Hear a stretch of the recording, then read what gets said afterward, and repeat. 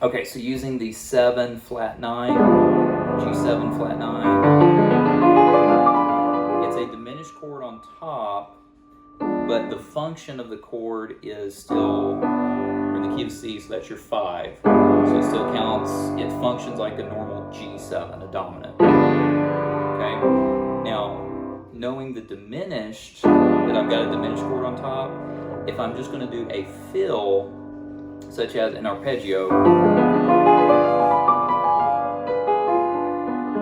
arpeggiating the diminished chord, so that would work whether I'm on G7 flat 9 or if I was actually doing the diminished. Okay,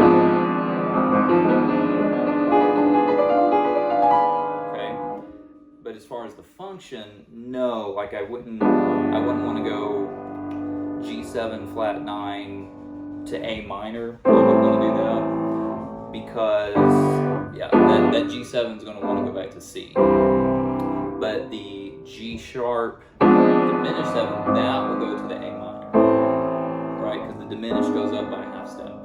So G sharp diminished 7 pull you up to A minor, right? Can I do that following that? Do what? Could I do the A minor instead of the C? Yes, depending on the situation, yeah. So it's going up to the A minor. Now, if I wanted to go, G chord, it's like instead of 5-1 G C. If I wanted to go to the A minor, I would change the bass and do the diminished. I would do the G sharp diminished to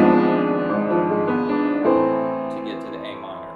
If I just wanted to go to C, I would do a G7 flat 9, and that would pull me back to the C. Okay, so it has a similar sound, but that bass is determining what the chord is and what the function is. So G7. Rule of thumb: if I'm going to major to minor, I do diminished. If I go major to major, I do the 9th.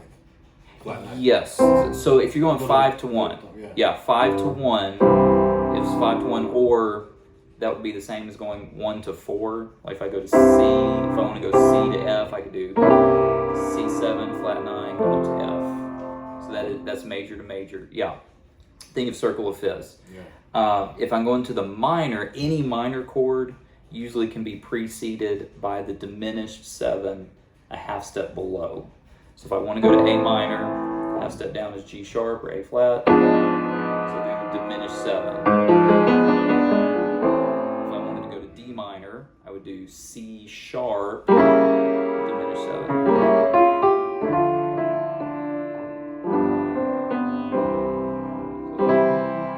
So even in this hymn, if we really want to get fancy, some places we could do,